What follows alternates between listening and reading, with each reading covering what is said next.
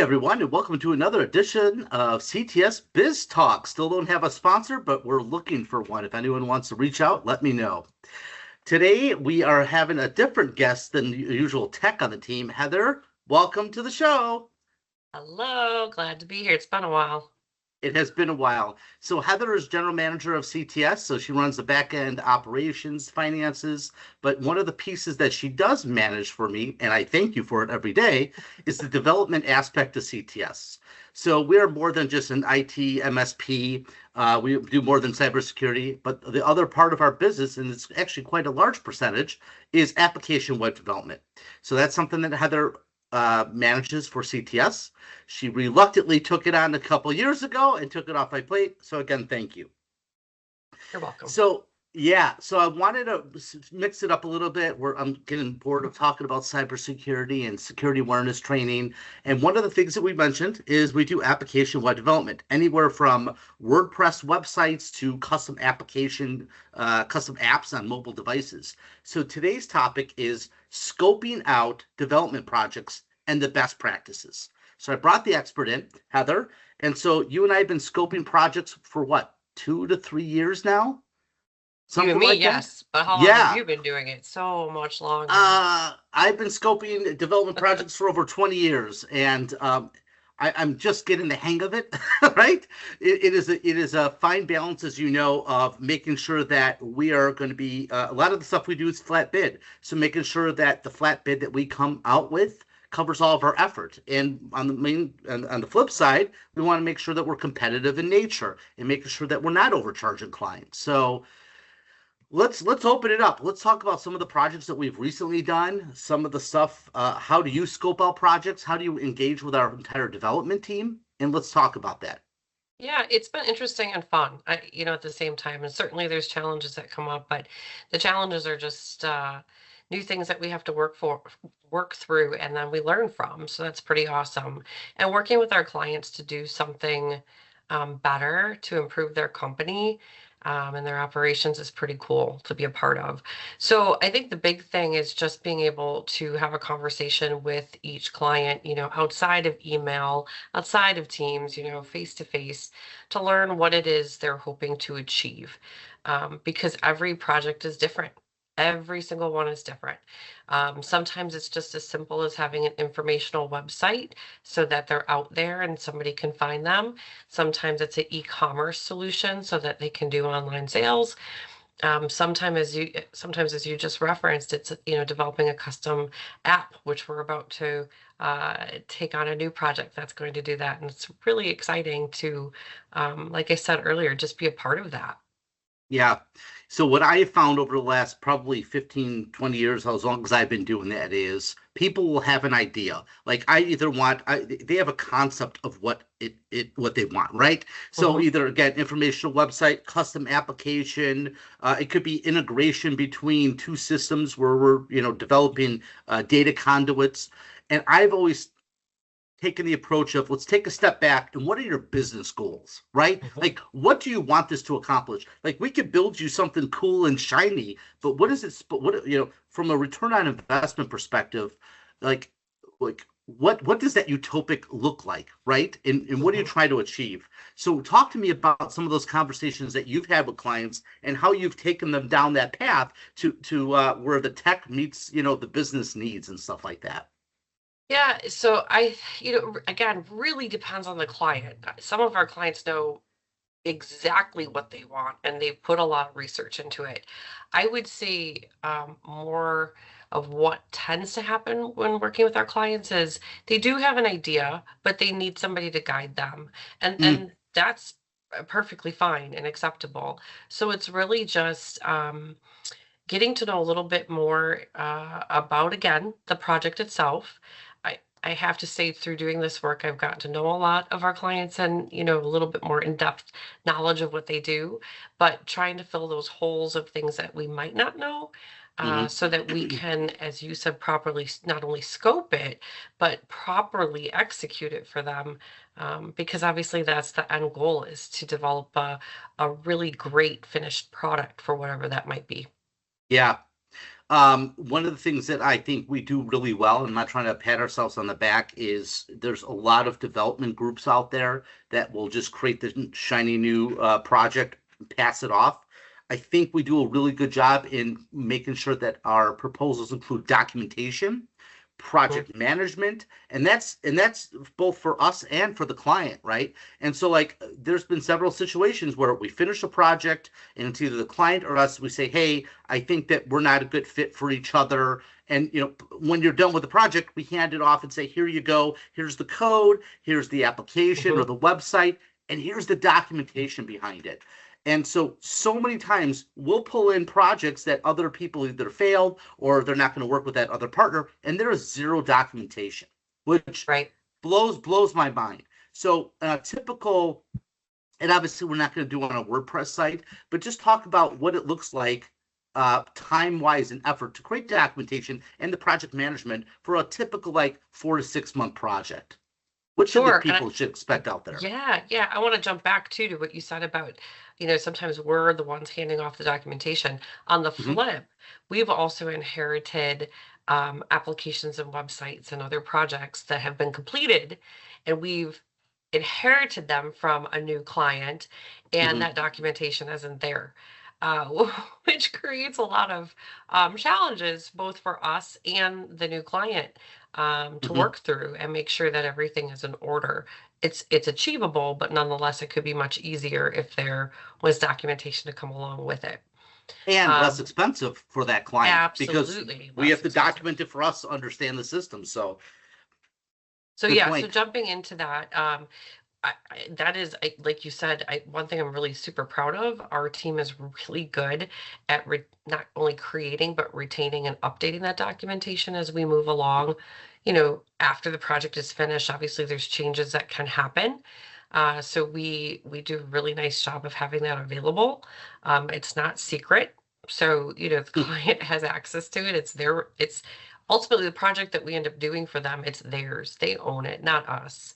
Um, so, what our team does, they usually go through and finish the project itself and then Mhm. go back and do the documentation because obviously things can change through the scope can change a little bit, whether it's a client request, whether it's something that we learn as we're going through it. So like I said, we'll go through at the end and create that documentation in a very easy to understand format too for somebody that Yeah, isn't technical in nature. So I think that's a plus for our yeah, company as well. One thing I do want to talk about too, a big important piece of any development project would be budget. I think you and I, not I think I know you and I have both um, had conversations with clients where they have this really grand idea, and indeed it is a grand idea. But when then we sit down to talk about what that effort looks like from a financial perspective, the grand ideas sometimes yeah, have to be scaled back because every yes, company only has so many funds they can dedicate to this. So yes, budget's a huge piece of any project that we're doing for both parties. 100%. One thing that we've done in some of those situations is break it down into phases. Like, hey, Mhm. cool, we get it that from a budgetary perspective, here's our cap. So why don't we do phase one, right, this fiscal Mhm. year, and then build out phase two and phase three and all, and we continue to do that. Good to know. I As would far as say, could I throw yeah, another important part in please, there? please. I think another important piece to any project is not only completing that successfully for a client, but then the long term. So does the client, websites come to mind really like top of mind. Is the client looking to then maintain that website on their own? Yes. Which is very doable. There's platforms out there that make it very easy. WordPress is something that we work a lot in, especially when the client wants to have some involvement after the fact. It's a Word document based website, so it's very easy to navigate and utilize. But sometimes clients, don't want to have any involvement, and then we continue to support, changes, even additional functionality as they develop more needs. So that's another important piece to think about as any organization is thinking about, getting involved in a development project for their company. Absolutely. Um, One of the items that I think is super important that I've learned, and we continuously learn, is that when we engage the client, it is super important to have a single point of contact on their Hmm. side as well as ours. Let's talk about where there were situations in projects, um, longer ones typically, where there's not a single point of contact and why it's important to establish that on each side. I would say the single most important reason to establish that is to minimize frustration and confusion for both Okay. parties. And yes, I have been involved with not only a few projects where which we really move away from. We do not do this anymore, but where there were multiple people involved to Hmm. even, and I know this particular scenario you cannot necessarily avoid, but I there was one that sticks out very vividly in my mind where it was a website build in this particular project, and there was a change in staffing multiple times throughout the project. And I do understand that things happen. I do. And certainly we're going to work with the company if they're going through that. But it does make it more challenging, and it can add costs that just don't need to even happen from, that perspective. So, Yeah. ideally, yes, a single point of contact for both our client and for us, um, ultimately really, really helps the project move along and be successful. Yeah. Um, that is a really good point, and I 100% agree because we consistently, even though our agreements say in statements of work, you must have a single point of contact. Very often, you get differing views and directions from the client, which is never fun. Um, No. let's talk about scoping a project, especially not, I'm not talking about, and I think we both agree a typical WordPress informational website. I mean, we can knock those out in 2 to 4 weeks, Hmm. pending, communication and feedback and approval from the client. But larger projects, when I say that, like 3 months plus, right? The Hmm. 3 month to like a 12-month project. When you're breaking it out and you're building out the modules and the pieces to it, what are you and the development team doing to scope that out so that we don't have to have that uncomfortable conversation of, hey, that's out of scope, and we run into scope creep. So how are we doing that? Is it early conversations to make sure that we're thinking about everything, or how do we do that with our team and then with the client? As with almost anything, right? It's communication. So it is really Hmm. just trying to sit down and think of every scenario that possibly we need to, making sure that, again, our team is communicating, but then also working with the client to walk them through what that's going to look like. There's been times where our clients will say, "Gosh, in talking through this, we didn't think of something. We actually want this Yeah, too." So again, as I just said, with most anything in life, it's just really good communication and being thoughtful through the process. Um, but I think that ultimately those two components really have bode well and made yeah. our project successful overall. Yeah, I think, so like our development team, I think the average guy's been with us for like 7 to 8 years, somewhere Hmm. around there. So with the rapport that we have, at least myself with them, and then you're building up this relationship with our experience with all the previous projects, as time goes on, we have less and less scope creep because we've Right. had all those experiences and we know the pitfalls and the potential changes that a client should make. So I Hmm. think we're getting better. Every time we do another project, we get better, which is awesome. So let's talk about different environments. And again, not about WordPress sites or something like that, but with larger projects, and I think everyone should be doing this, there should be, in most cases, a development staging environment, right? And then a Hmm. production environment. So talk about how, if it's a bigger e-commerce or a large system and application that we're building for people, what is the importance of having a development environment and a production environment?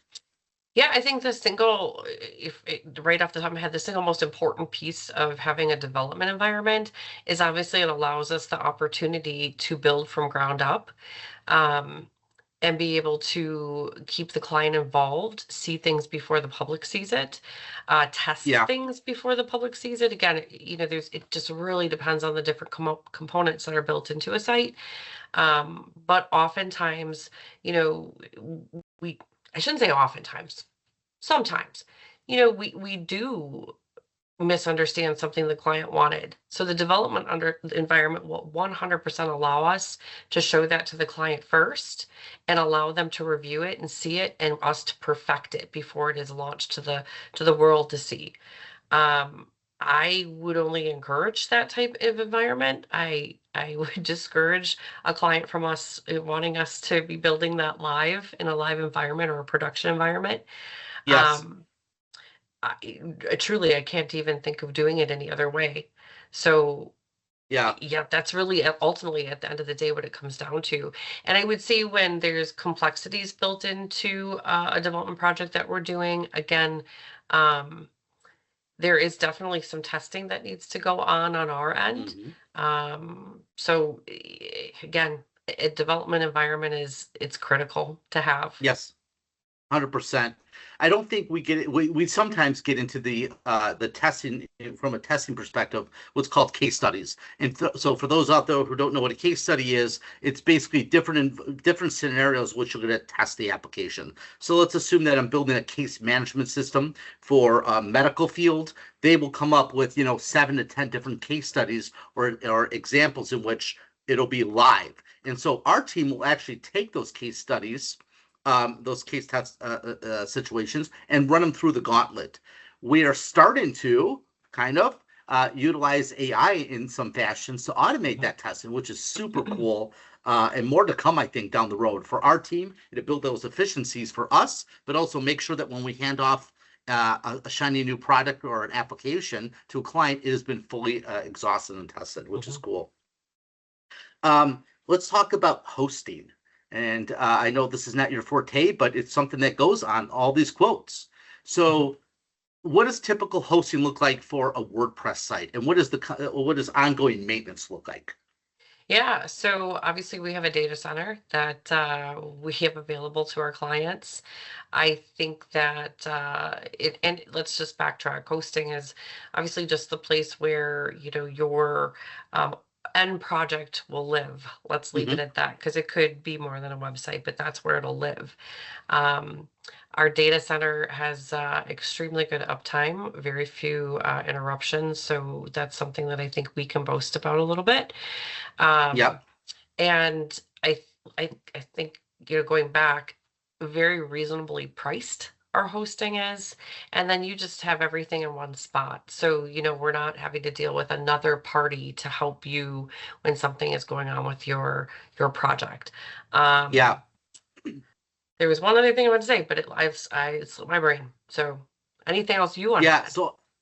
Yeah, I mean, I think if it's a standard basic website, I mean, you could go to anybody for that. I mean, that we're not making a lot of money on it. I think we charge $10 a month for hosting. That includes real-time backups of the site, which is super important if because most of our clients with WordPress, they're managing their own website. Okay, they're changing the content, images. Like you said earlier, WordPress is if you know how to use Microsoft Word, you can manage the website. They're embedding images, videos, or changing whatever they want, creating new pages, changing the navigation on the top, super easy stuff. But if they're playing with a live site, they have the capability of doing rollback themselves. But for $10 a month, we're actually doing snapshots throughout the day. So if you say, "Hey, I made multiple changes, roll the website back to, it's 2 p.m., roll it back to 9 a.m. this morning," that's all part of the hosting, which is pretty cool. I Um, did remember what I wanted to say too. For yes, any site please. that we host, one of the pieces that comes along, it's separate from the $10 a month, but it's peace of mind. This is what I would call peace of mind insurance for your site. Quarterly for any site that we're hosting and helping maintain, one of the pieces we do is to review the site for any kind of plugin updates, any kind of security updates. In today's world, you have to take care of security updates. You have to. Otherwise, your site is Yes. at risk. So that's just all baked in. We just do that. You don't have to worry about it.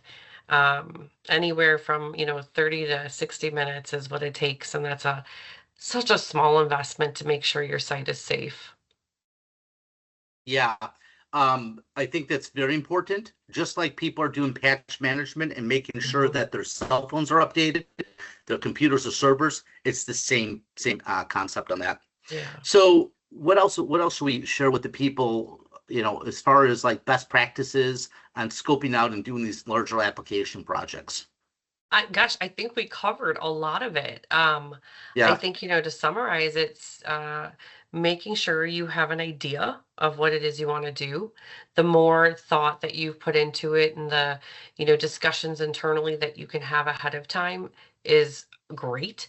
And Yes. then, it's our responsibility to take what your thoughts are and put them to paper and bring them to reality and make sure that that really encompasses what it is you want to achieve for your goals. So yeah, it's really a fun piece of our business and something a little different, outside of the normal managed services that we provide, which are also super important, but you don't necessarily always get that from a managed service provider, IT managed service provider, that development aspect. So Yeah. I would love, I maybe one of the things we can share, Frank, both of us, is just one of the projects over the years, yours many more years, but I've been in it now for a couple of years. But one of the projects that, we found to be really exciting or we're really proud of, not that we're not proud of all of them, but you know, there's some that just Yeah. stay with you for a while. Yes, there's an emotional piece to it and a personal excitement. For me, and I don't like to mention client names because that's just bad on these things. Hmm. We came across a client. We did a sponsorship for, I think, a golf outing or something, and the CFO reached out. They said, "Hey, we're running this archaic." I think they were running their. I want to say it was their entire infrastructure, not infrastructure. I'm sorry, their invoicing, inventory, sales, and quoting process for I want to say they're about a $30 million company, and they were still using Microsoft Access. And I don't even think half our team has ever used Access because, like, I mean, it's still around, but I think this was running like I want to say like Access 2003 or 2007. And somehow they had a connection that when they would close a sale, all that data would flow into QuickBooks. And so as they were upgrading their QuickBooks, the connection and the data flow between this super archaic, technical, just debt system, it sometimes would work and sometimes not. And so we came in, we spun up a dedicated server in our data center. They have a site to site to there, so they can have secure access. It's not accessible from the outside. It's a web-based solution, and it was awesome. It was a fun, exciting project. It was the team trying to understand, back end, obviously no documentation whatsoever of this Microsoft Access, but understanding how things were calculated. They had multi level discounts on bulk purchases. It was a big system, and we converted this to a private solution that they are still, knock on wood, loving and using still today. They'd probably be running on this thing for about 8 to 9 years. I want to say it's been a while, but that was a super fun project. I love projects overall that integrate and share data between other systems. I love the idea that you have two separate systems, and how do you exchange the key information uh, in a secure and immediate fashion? Like, Mhm. I just love that. I don't know why. And this is something that we built um, custom for the client, and it still did integration with the QuickBooks, which is still running today, which is awesome. So Yeah. that's probably the one that comes to mind. How about you? What was your most exciting one? Yeah, so I'll be quick about it, but I have one from before I started and one while here. So, they kind of they complement each other, if you will. So before I was a part of the CTS team, I was running a nonprofit organization, and we were in desperate need of a new website to just help us reach people. And CTS is who built it for us. we went from, you used the word archaic for the other example you used, we went from our archaic website to this beautiful user-friendly website. It was for a humane society, so just really expanded our reach on trying to get these animals homes. And then also from a fundraising standpoint. The plus in this, I didn't know it at the time, but I was very much a part of and involved in building that website from the client end of things. Oh, So fast forward to CTS, being in the shoes as the client, I feel like that maybe allows me to wear both sets of shoes, if you will, here. uh-huh. And I would say here, it's actually a current project that we're in, and it's another website, but it's taking their current website that just doesn't offer the functionality that it needs to for what they need to achieve, and completely building a new website from ground up, building in the functionality that they need, and seeing that come to life. And we still obviously are working on it, but seeing it come to life and knowing what it's going to be able to offer to them is Hmm. exciting. And hopefully, just they'll be able to see that right after launching and being able to Yeah. utilize that. I do remember this project. I mean, there was several external um, connections and data exchanges between social media, Hmm. between the volunteer system, Hmm. the pet transfer port. Like there was a lot, Hmm. and that's why I love WordPress. Like I know that people that has this notion like, oh, that's not what you do for a personal blog. Yeah, you could. But there are so many what's called WordPress plugins that you can Hmm. automatically add in functionality, and you can just build upon it. And I mean, we're working on an e-commerce system right now that and it is going Hmm. to be WordPress based. Hmm. I've done WordPress sites that are doing 150, $200,000 a day in e-commerce. So there's a lot of cool stuff that you could do out there. But that's a good story, though. You got to see Hmm. it from both aspects. So Yes, and that's exciting. And I think it just, we talk about what our team can bring, and I think that that's one of the things our team can bring is yeah, the different experiences they've had. So yeah, 100%.